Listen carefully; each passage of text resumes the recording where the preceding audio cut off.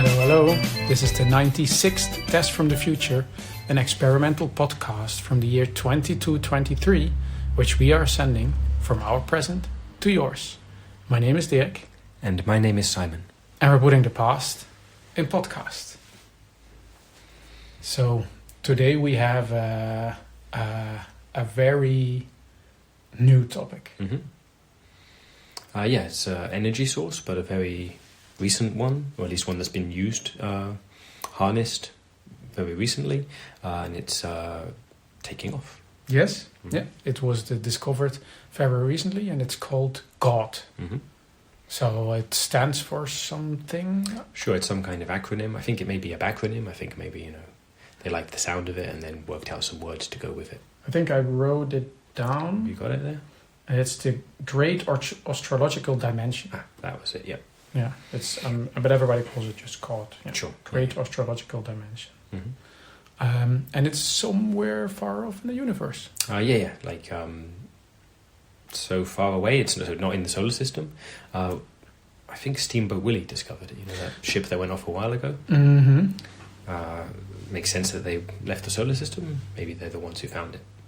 Yeah. And I think that's because they've been away for a while now, sending things back. I think it's their biggest discovery. Mm-hmm. Yeah.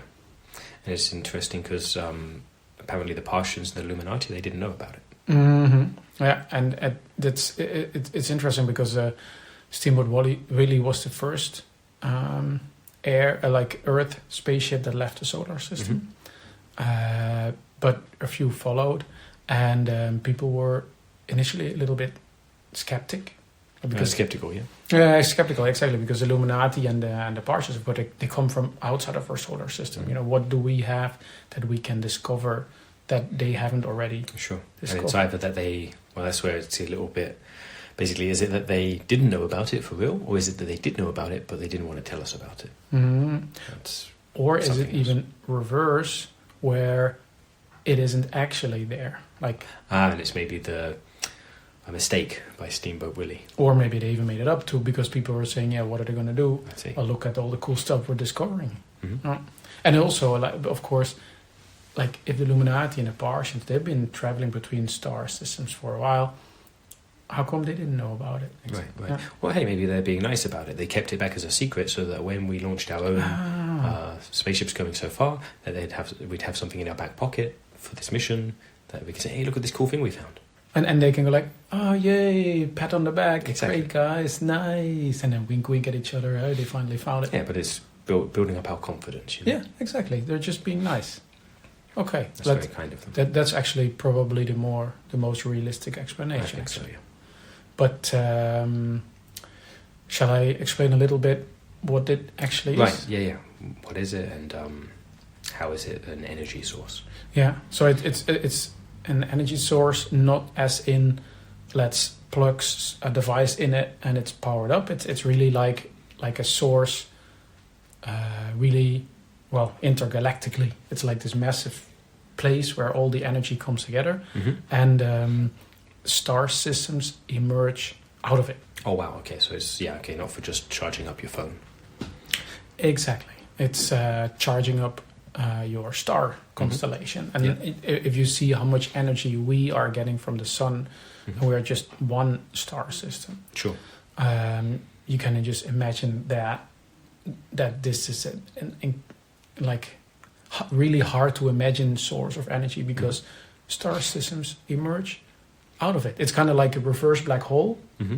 but then also black. That's how I understood it anyway. Okay, so it's not like a white hole. No, it's apparently also black. But so it's bringing out all this energy, but none of it in the form of light. Exactly. So, and it's like with normal black holes, it's kind of like that's another one of another star here. Yeah. Whoa. Another. That's two after. That's an app you've got, which notifies you when a new star.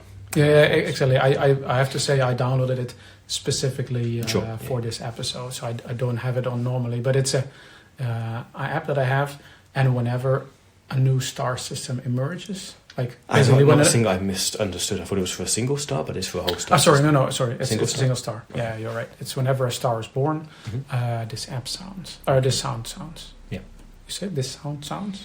I wouldn't say it that way, but that sound plays maybe. Sound plays. Okay. Yeah. And that's basically all the app does. I mean, you can look into it, and you basically have a counter, but you don't have a name yet because they have just been discovered. Sure, they'll be named later. Yeah, or like discovered, they have just appeared, and it's really like with a black hole where that sucks planets and stars in it.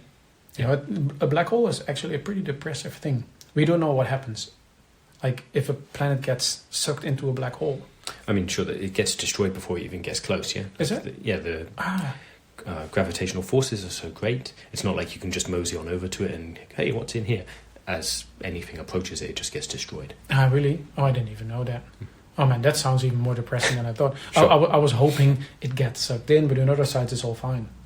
That would be the fun way, yeah. Yeah, so it's like, because we all think, oh man, I don't want to get close to a black hole. Don't worry, on the other side, it's all green pastures and happy solar system. I mean, there's an idea that information could pass through it in some way, but not physical things, not matter.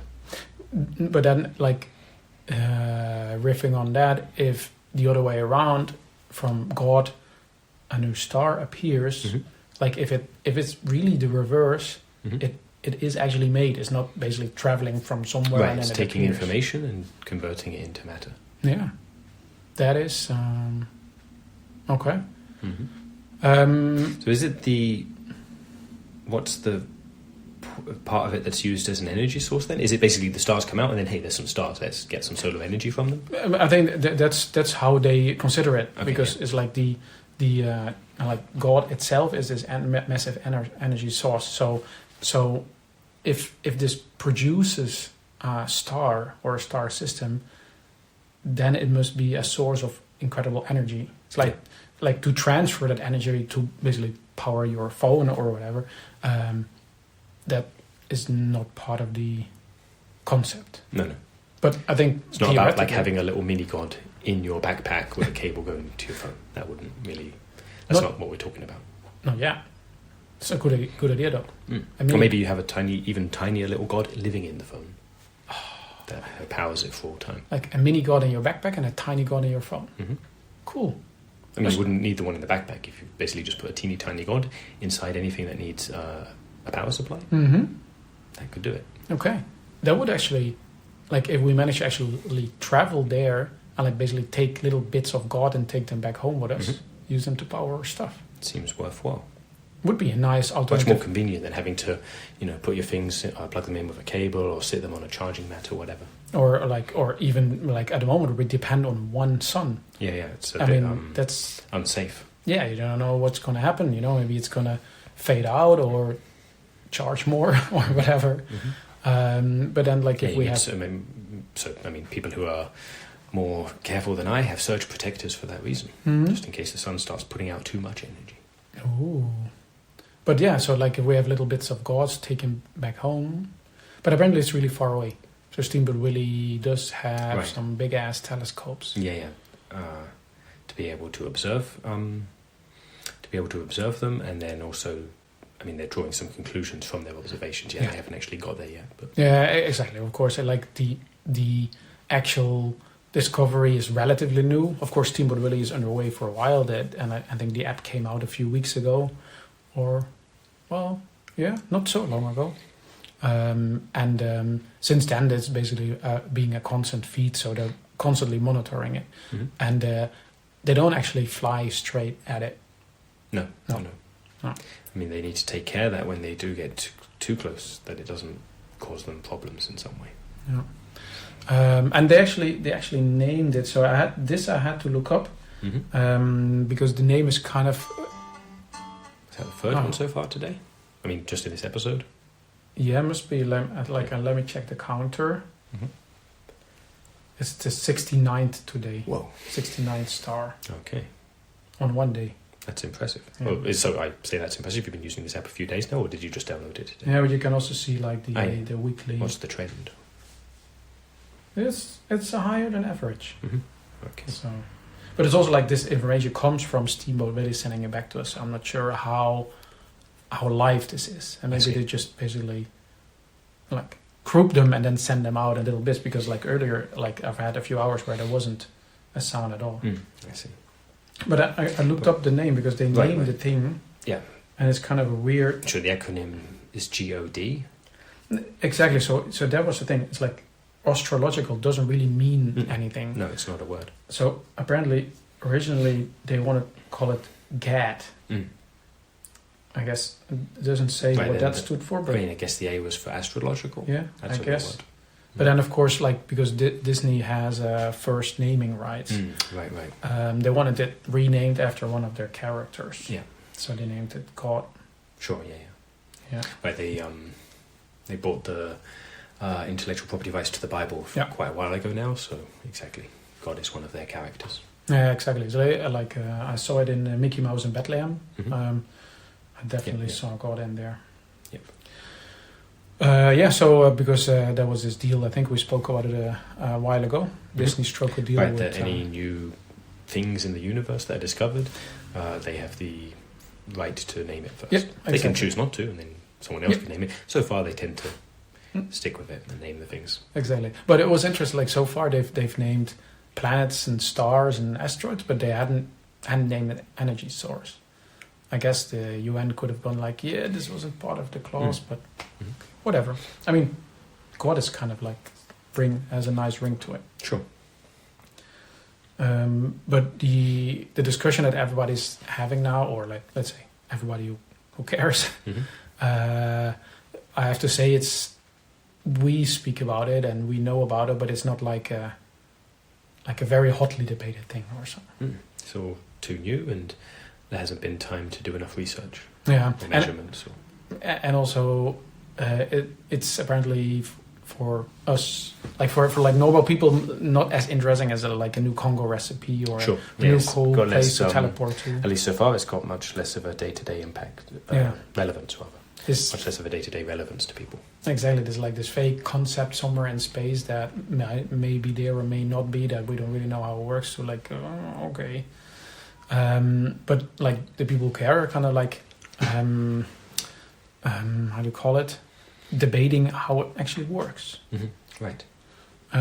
All they know so far is that like the stars take about 7 days to appear completely. Right, from being first observed, they get increasingly exponentially brighter. Yeah. And then they settle down after 7 days. Yeah. So that they can kind of see when the star system is complete, and then and that's when the app sounds. So not when it appears for the first time, but when it's complete. Yeah.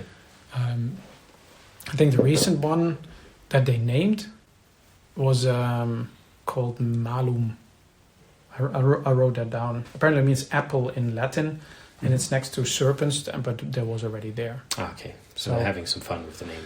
Yeah, but that's the thing. Like star systems emerge, but of course we already have a universe.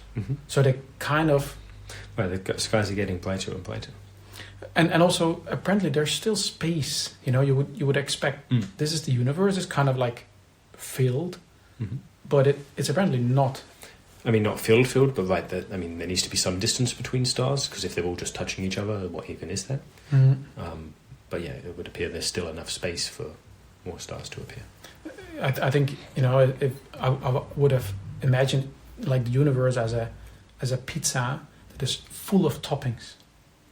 But apparently it's a pizza with like a topping here and there. Right. And apparently gaps in between. You can still add more.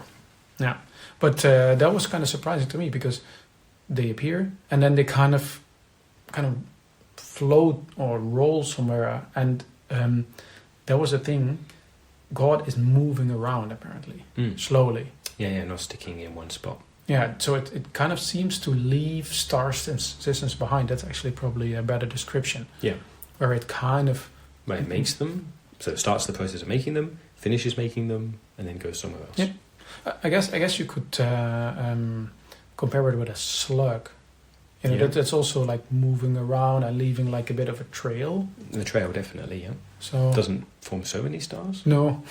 Yeah, okay, yeah, fair enough. But I guess maybe like... What would the equivalent be for a slug? Like they leave a slime trail, but do they do other stuff as well? Some animal that leaves droppings. Sure. I mean, slugs probably do too. I don't know, actually. I don't know either. We should do an episode about this. About slug droppings. Slug droppings. I'll make a note of it. Or listeners, if you want to know about slug droppings in the future. Mm-hmm. Yeah, maybe send us some information about slug droppings in the past, and we can compare it to what it's like nowadays. Maybe like a bunny. Maybe God is a bunny. That would be simpler to imagine. Hopping through the universe, leaving bunny droppings. Yep. Okay. And I see what you mean. The droppings are the stars. Yes. Yeah. Okay. Maybe stars are the droppings of the universe. Mm-hmm. God's droppings. Very useful ones for us, but that Totally. would be interesting to... Yeah, maybe they're actually a side effect of something else. Mm-hmm. It's like, oops, there's another star. Yeah, some really spicy food. Yeah.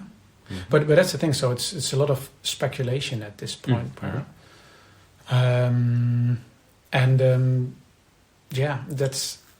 That's actually kind of it. Sure, it's fresh, so maybe in future episodes we'll be able to say more about it when Steamboat Willis maybe got a bit closer. Mm-hmm. But for now, because it's relatively new, we thought we should speak about this. Right. Has the effect that we don't have so much to talk about. True, and we didn't actually get any listener emails either. No. Oh, yeah, no, we didn't get any fresh ones. That's true. True. Okay. Actually, then maybe this is gonna end up a short episode. Could be. That's okay. That's okay.